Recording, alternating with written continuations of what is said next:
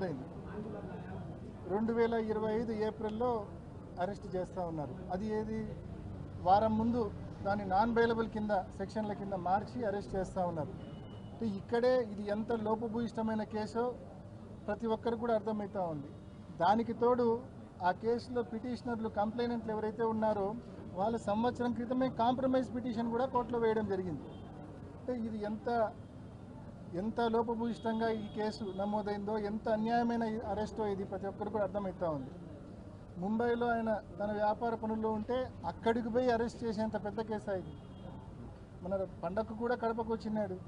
అంటే నిజంగా ఇది ఒక కేసే కాదు, కాంప్రమైజ్ అయిన కేసు. దానికి ముంబైకి పోయి సాక్షాత్తు కొన్ని వేల రూపాయలు, లక్షల రూపాయలు ఖర్చు పెట్టుకొని, ప్రజల డబ్బు ఖర్చు పెట్టుకొని ముంబైకి పోయి అరెస్ట్ చేసుకొని రావాల్సిన పరిస్థితి. నిజంగా ప్రతి ఒక్కరు కూడా ఆలోచించాల. ఈ కూటమి ప్రభుత్వం అధికారంలోకి వచ్చినప్పటి నుంచి ఈ గడిచిన 10-11 నెలలు ఒకసారి గమనిస్తే, ముఖ్యంగా కడప విషయంలో విపరీతమైన హరాస్మెంట్ వైఎస్ఆర్ కాంగ్రెస్ పార్టీ కార్పొరేటర్లపైన, కార్యకర్తలపైన.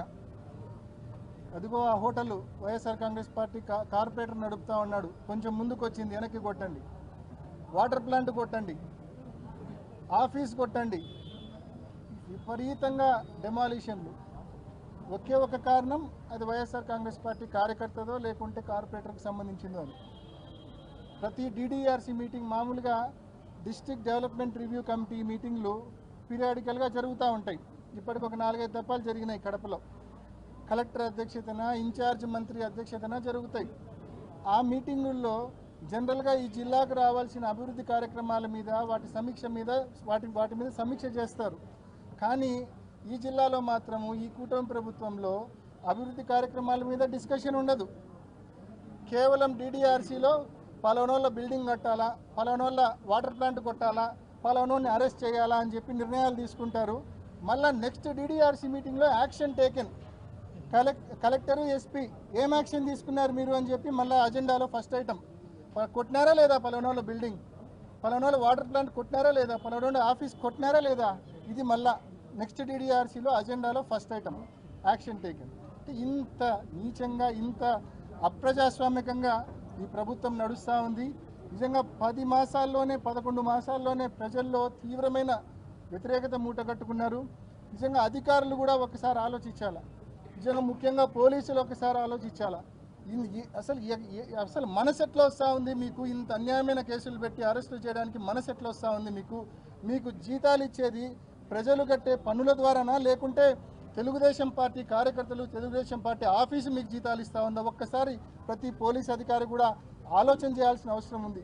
ఇదే రకంగా పోతే, నిన్న జగన్మోహన్ రెడ్డి గారు గట్టిగా చెప్పారు, ఇదే రకంగా మీరు ముందుకు పోతే ఖచ్చితంగా రేపు అందరినీ చట్టం ముందు నిలబెడతాం, మీ అందరినీ కూడా న్యాయస్థానాల ముందు మీరు చేసిన తప్పులను ఎత్తి చూపుతాం, న్యాయస్థానాల ముందు మేము నిలబెడతామని చెప్పి కూడా ప్రతి అధికారిని కూడా మేము గట్టిగా మనవి చేస్తూ ఉన్నాం, గట్టిగా తెలియజేస్తూ ఉన్నాం.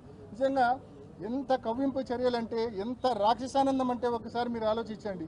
అహ్మద్ బాషాను అరెస్ట్ చేసిన వెంటనే అంజద్ బాషా గారి ఆఫీసు, ఇల్లు పక్కనే పొట్టి శ్రీరాములు గారి సర్కిలు, అక్కడికి వచ్చి తెలుగుదేశం పార్టీ ఎమ్మెల్యే గారి ఆధ్వర్యంలో వాళ్ళ కార్యకర్తలు, నాయకులు అక్కడికి వచ్చి పటాకులు కాలుస్తారు, స్వీట్లు పంచుకుంటారు. ఇది రాక్షసానందం కాదా?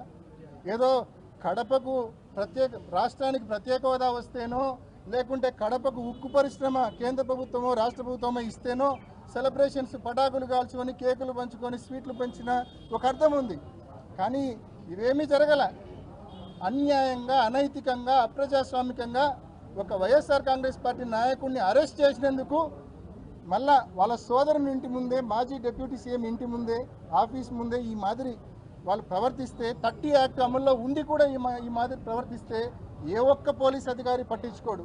స్టేషన్కి పోయి ఇక్కడ 200 మంది ఉన్నారు, వీళ్ళు పోయి సర్కిల్లోకి పోయింటే గలాట్ అయ్యేది, కానీ పోలా, రిఫ్రెయిన్ అయినారు. అటువంటి చర్యల జోలికి పోలా. చట్టాన్ని గౌరవించే వ్యక్తులుగా మరుసటి రోజు పొద్దున్నే స్టేషన్కి పోయి కంప్లైంట్ ఇచ్చినారు. కనీసం అక్నాలెడ్జ్మెంట్ ఇవ్వరు, స్టేషన్లో ఎఫ్ఐఆర్ కట్టరు, అక్నాలెడ్జ్మెంట్ ఇవ్వరు.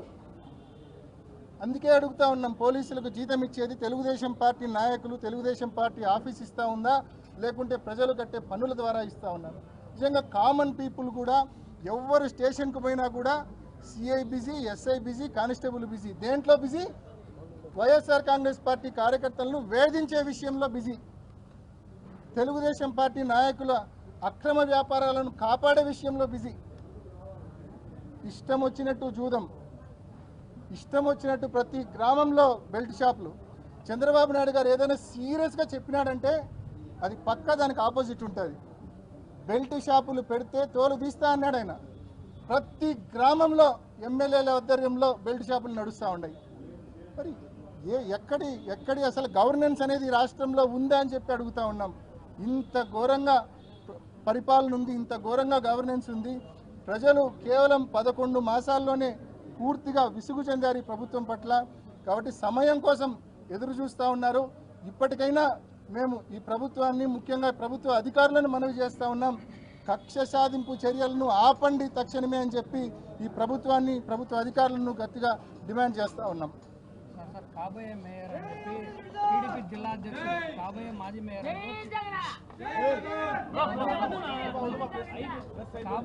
మేయర్ అని టీడీపీ జిల్లా అధ్యక్షుడు